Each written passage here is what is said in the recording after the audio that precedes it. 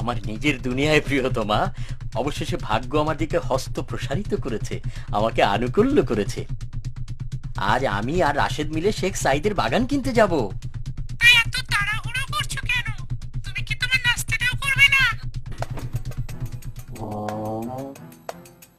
নষ্ট করার মতো সময় আমার হাতে নেই।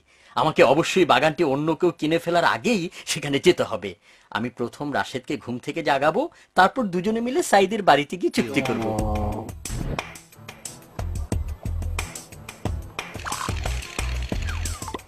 রাশেদ কোথায়? রাশেদ, ওঠো, জলদি ওঠো। নিশ্চয়ই নাইম, সে সব সময় এমন তাড়াহুড়া করে।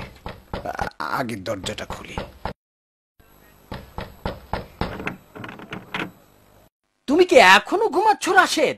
গায়ের সব মানুষ জেগে উঠেছে, জলদি কাপড় পরে নাও, চলো জলদি চলো। আমি ঘুমাচ্ছি না, আমি সব সময় ভোরে উঠি, এমনকি সূর্যোদয়েরও পূর্বে। আলহামদুলিল্লাহ। কিন্তু আপনি এত তাড়াহুড়া করছেন কেন? এখনো তো বেলা উঠেনি। আমি আমাদের পূর্বে আর কাউকে সে বাগান ক্রয় করতে দেব না। আমাদের নসিবে যা লেখা রয়েছে তা অন্য কেউ নেবে না, অতএব চিন্তা করে লাভ নেই। আল্লাহর নির্দেশের বাইরে কিছুই হয় না। তুমি আছো আল্লাহ ভরসা নিয়ে। শোনো, এদিকে আসো, জলদি করো, আমাদের তর্ক করার মতো সময় নেই।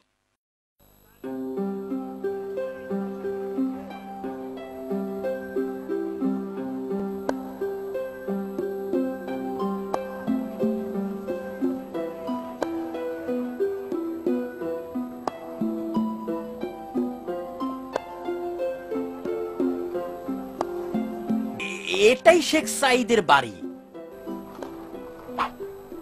চলো, ওর দরজায় করা নাড়ি। কে ওখানে? আমরা তোমার বাগানখানা কিনতে এসেছি সাইদ। আপনাদেরকে স্বাগত, ভেতরে আসুন। হ্যাঁ, আমরা প্রস্তুত শেখ সাইদ, এবং এই হচ্ছে তার মূল্য, যা তুমি চেয়েছিলে। আপনি এত তাড়াহুড়া করছেন কেন? আমি আপনাদের যে বাগানটির কথা বলেছি তার নড়চড় হবে না। আমরা আপনাকে পুরোপুরি বিশ্বাস করি, কিন্তু বাগানটা নিয়ে আমরা কাজ শুরু করতে চাই। আমরা আমাদের ভাগ্য গড়তে চাই, আর তাই আমরা একটু তাড়াহুড়া করছি আর কি। আচ্ছা ঠিক আছে, এই নিন, এই যে জমির দলিল। কিন্তু আমি আপনাদেরকে এই জমিটির খুব যত্ন নিতে বলবো, কারণ এটি আমি আমার পিতামহের কাছ থেকে পেয়েছি এবং এতদিন আমি এর দেখাশোনা করেছি। আমি এই জমির যথেষ্ট যত্ন নিব, এটা আমার জীবনের স্বপ্ন। আপনি ভাববেন না শেখ সাহিদ, আমি আমার আজন্ম লালিত স্বপ্নকে ব্যর্থ হতে দেব না। এই বাগানটার মাধ্যমে আমার স্বপ্ন পূরণ হবে।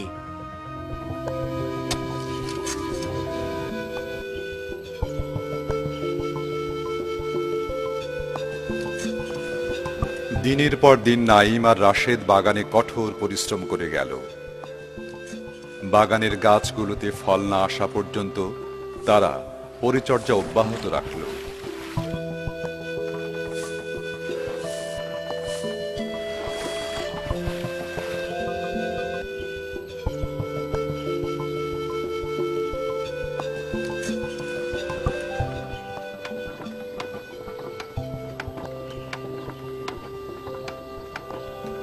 অবশেষে তাহলে গাছগুলোতে ফল ধরলো। চলো, সন্ধ্যার পূর্বেই আমরা বাজারে যাই।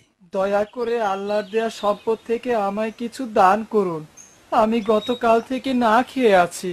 অন্য জায়গায় দেখো হে বৃদ্ধ, তোমার সঙ্গে কথা বলে নষ্ট করার সময় আমাদের হাতে নেই।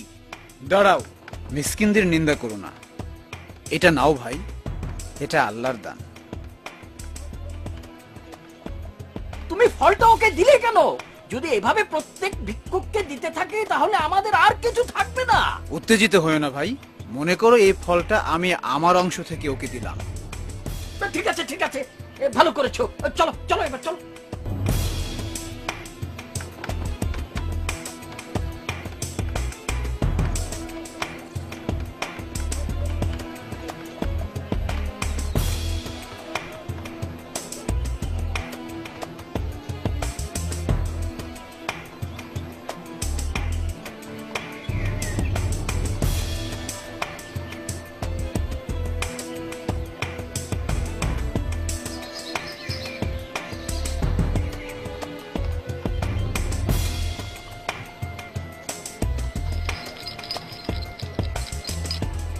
তোমার সঙ্গে একমত। এই তোমার টাকা। ধন্যবাদ ধন্যবাদ। শুক্রিয়া আল্লাহর। আল্লাহ চাহে তো আমাদের উপর তার করুণা অব্যাহত থাকবে। রাশেদ, একটা কথা ছিল। আমি শীঘ্রই এই বাগানের মুনাফা দিয়ে আরেকটা বাগান কেনার চিন্তা করছি। এখন আমাদের কাছে আরেকটি বাগান ক্রয়ের মতো টাকা আছে। তুমি কি বলো রাশেদ? সে তো ভালো কথা, কিন্তু মনে রাখবে এজন্য আমাদেরকে আরো অনেক কঠোর পরিশ্রম করতে হবে। দয়া করে আমায় কিছু সাহায্য দিবেন, আমার বাচ্চারা না খেয়ে আছে। ঠিক আছে, আমি তোমায় সাহায্য করব, কিন্তু আমার জন্য দোয়া করতে ভুলবে না।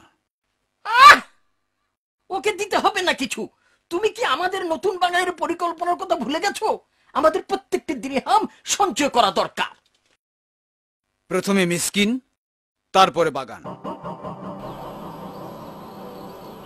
আল্লাহ তোমার এবং তোমার পরিবারের ভালো করুন।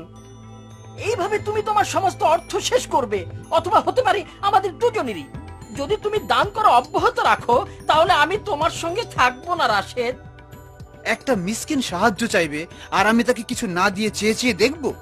আমার যা সম্পদ আছে তা তো আল্লাহরই দান, তা থেকে তিনি আমায় কিছু দিয়েছেন মাত্র। তুমি কি এই পেঁচাল বন্ধ করবে? এখন থেকে আমাদের দুজনের রাস্তা আলাদা এবং আমরা বাগানের জমি দুভাগে ভাগ করে নিব। তারপর তুমি তোমার ইচ্ছা মতো মিসকিন পুষতে থাকো। যেমনটি তোমার ইচ্ছা। দুজন অংশীদার পৃথক হয়ে গেল। প্রত্যেকেই তাদের জমিতে কঠোর পরিশ্রম শুরু করল। বাগানে প্রচুর ফল হলো। রাশেদ গরিবদেরকে আরো বেশি করে সাহায্য করতে লাগলো। তাদের কথা সে কখনো ভুলতো না।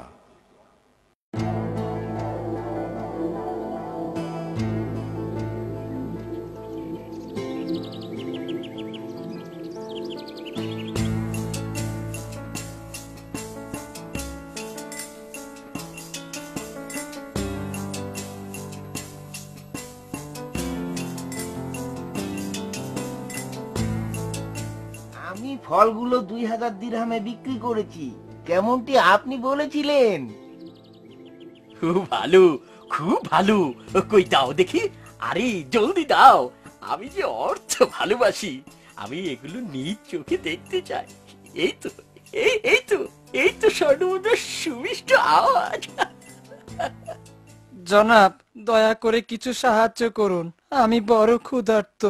আমি বৃদ্ধ মানুষ এবং কোনো কাজ করতে পারি না। কে আপনি? শীঘ্রই চলে যান। আপনি কি জানেন এটা কার বাড়ি? এটা নাইম সাহেবের বাড়ি। তিনি গরিবদের একদম দেখতে পারেন না। তিনি যদি আপনাকে দেখতে পান তাহলে প্রহারও করতে পারেন। আমি আল্লাহর কাছ থেকে এসেছি, আবার তার নিকটে ফিরে যাব। আমাদের জন্য তিনি যথেষ্ট।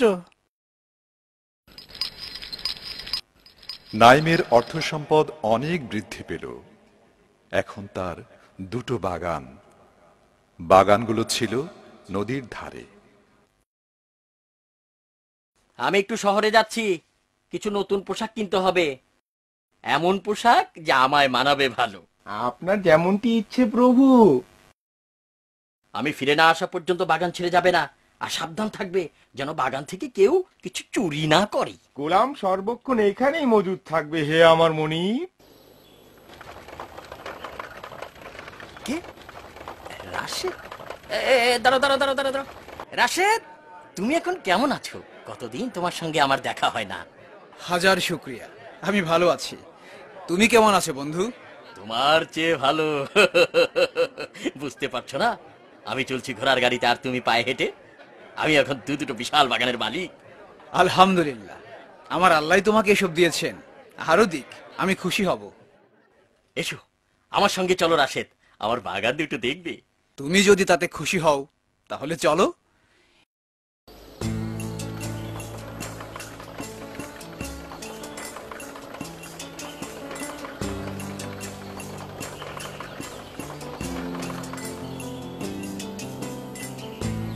এসব আল্লাহর দান, সকল প্রশংসা কেবল তাঁর। এই যে এটা নাও আর চেয়ে দেখো যে আমার জীবনটা কত বদলে গেছে।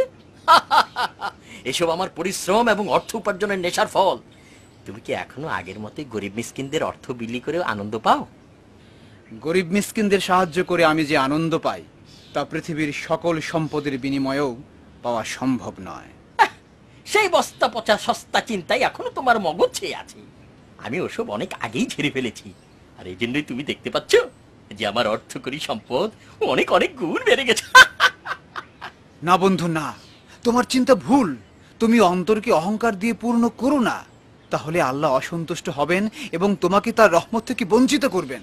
ফলে তুমি আবার আগের মতোই গরিব হয়ে যেতে পারো এবং কাল কিয়ামতে তিনি তোমাকে শাস্তি দেবেন। কি বললে তুমি? আমার বাগান দুটো ধ্বংস হয়ে যাবে? না না না না না না, অন্তত আমার দুটো বাগানের ক্ষেত্রে এমনটি কখনো হতে পারে না। কারণ কারণ তারা সর্বদা আমার যত্ন আর নিয়ন্ত্রণে রয়েছে এবং চিরকাল আমারই থাকবে। আমাকে আবার কে পাকড়াও করবে? তুমি যা বলেছো সব মিথ্যে, প্রবঞ্চনা। পরকাল বলে কিছু নেই। আমি এসব বিশ্বাস করি না, বিশ্বাস করি না। এমন অবিশ্বাসী হয়েও না। আল্লাহ তোমাকে মাটি দিয়ে সৃষ্টি করেছেন এবং এরূপ যৌবনদীপ্ত তরতাজা করেছেন। তোমার জন্য বড় দুঃখ হয় বন্ধু। আমি আরেকটি বার এমন উদ্ভট কথা শুনতে চাই না। তুমিও যদি অর্থবিত্তের মালিক হতে চাও তাহলে আমার পথে চলো, দেখবে তুমিও ধনী হয়ে গেছো। তোমার মতো লেজ কাটা হতে আমি রাজি নই এবং কিছুতেই তার উপর বিশ্বাস হারাবো না। আল্লাহই সর্বোত্তম দাতা। যে বাগান দুটোকে তুমি তোমার জান্নাত বলে মনে করছো, তিনি ইচ্ছা করলে আমায় এর চেয়ে ঢের বেশি দিতে পারেন। আর যদি না দেন তাহলে জেনে রাখবে তিনি আমার জন্য তা সঞ্চিত রেখেছেন। একদিন না একদিন দিবেন। কিন্তু তুমি দুটো ফলের বাগানের বিনিময়ে নিজের ইমানের মতো ঐশ্বর্যকে বিসর্জন দিলে এর ফল তুমি একদিন পাবেই, এর ফল তুমি একদিন পাবেই। তুমি চলে গেলেই বাঁচি। জীবনে আর দ্বিতীয়বার তোমার মুখ দর্শন করতে চাই না। তোমার এই অকট মূর্খ কথা শুনতে চাই না। সে রাতেই আল্লাহর ক্রোধ নেমে আসে নাইমের দুই জান্নাতের উপর। দুটো বাগানই পুরোপুরি ধ্বংস হয়ে যায়।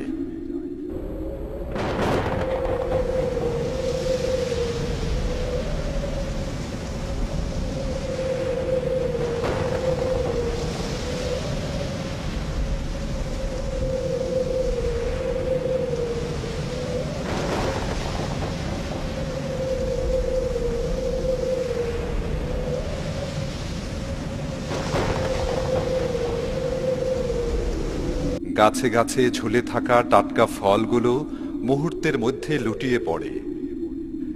নাইমের সমস্ত শ্রম পণ্ড হয়ে যায়।